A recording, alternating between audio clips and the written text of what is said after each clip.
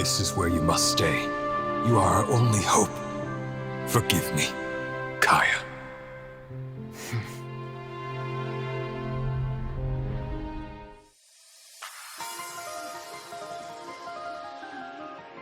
Hello everyone, I'm Sakai Samurai and welcome to another Genshin Impact lore video. Today, we take a look at everyone's favorite eye patch wearing ice pirate, Kaeya.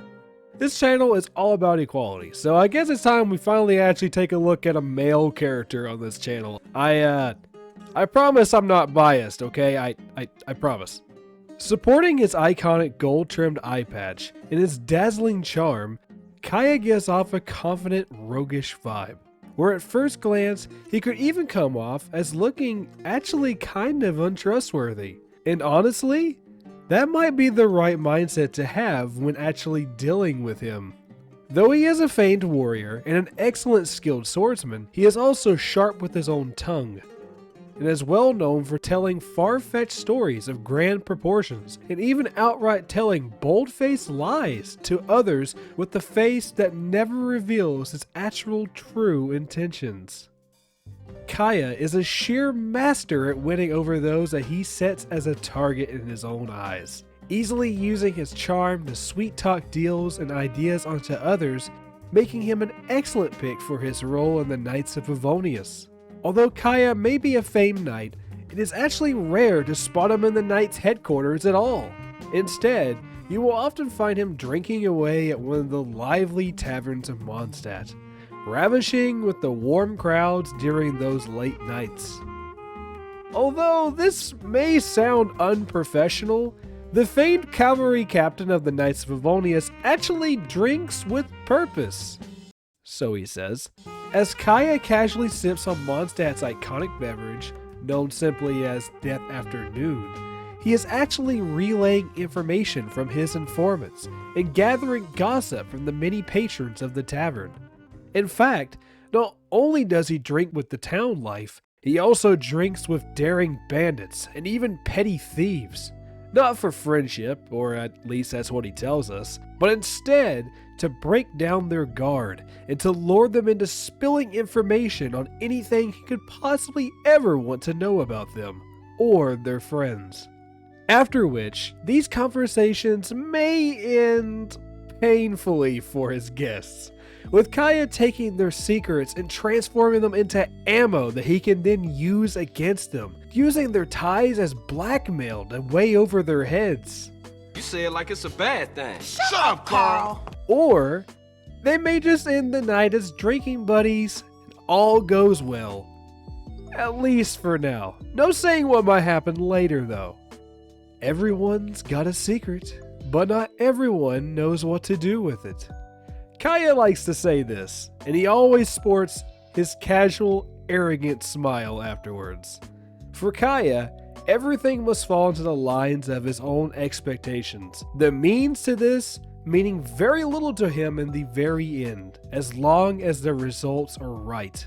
This alone is a perfect description of who Kaeya is as a person. Kaeya is known for his dashing conversation skills and is someone that you could easily chat with willingly for hours on end.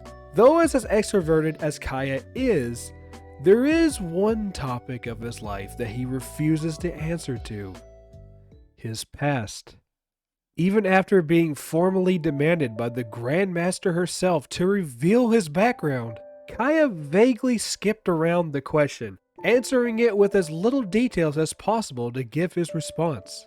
His answer being, one afternoon near the end of summer a decade ago, my father and I passed by the Dawn Winery. He said, I'll go get us some grape juice for the road. But he never came back. If Master Crepus hadn't taken me in, I doubt that I wouldn't have even made it through the storm that night. This story actually held a very carefully constructed lie, as Kaeya has never truthfully told what happened that one dire afternoon. Instead, the reality is far more unfortunate. Many citizens remember a duo of the most eye-catching gentlemen in all of Mondstadt years ago, one being Diluc, an elegant swordsman who carried a worn smile and a confident posture, with the other being a young Kaeya.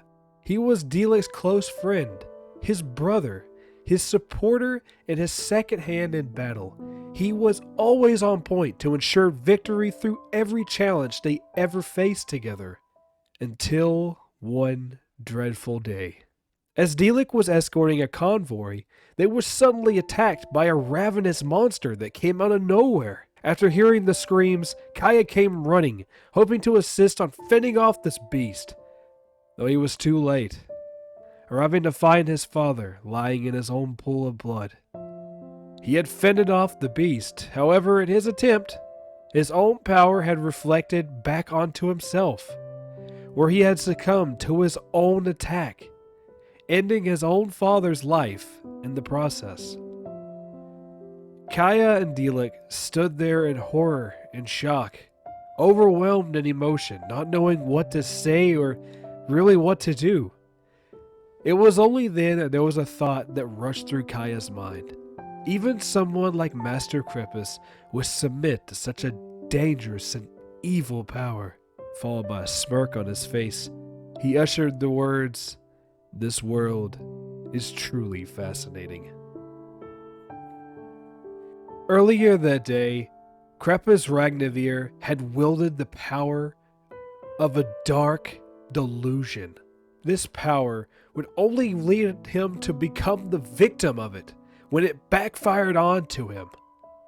Diluc walked on in horror, walking up to his father. Diluc Ragnavir killed his own father, as it was the only way to show mercy to him. Drowning in his own grief, Kaeya blamed this pain onto himself, believing that it was indeed his fault for not saving his adopted father. With thoughts echoing through his head, he battled himself all that night. He had enough. He had to confess his overbearing confessions to Diluc. Marching out into the storm and pouring rain, he approached him.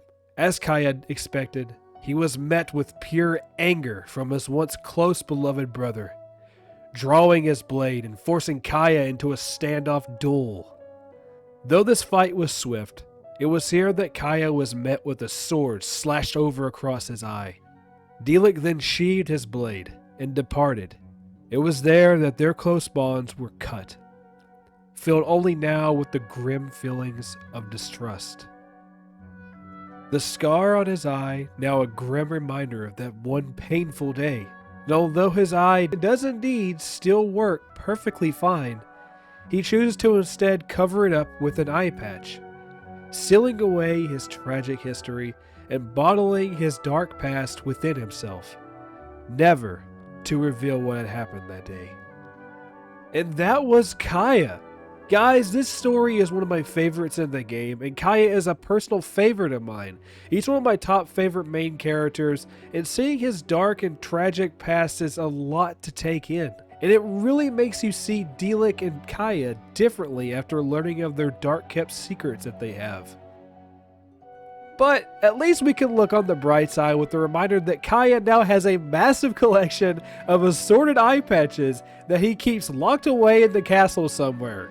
So, at least he has a hobby, I guess? Either way, I hope that you guys enjoyed the video. I'm aiming to get a new Genshin lore video out just about every 2 weeks right now from here on out. If you guys want to see more Genshin Impact lore videos, let me know. What kind of timing are you guys thinking of? Do you want to see more and more often? Or do you think that 2 weeks should be fine? Subscribe today for more Genshin Impact, and I shall see you guys in the next one. Away!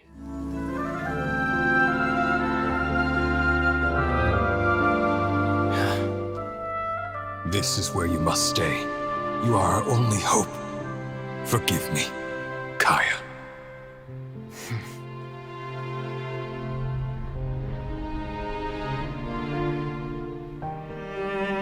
Good, very good. That's my boy. I will always be proud of you.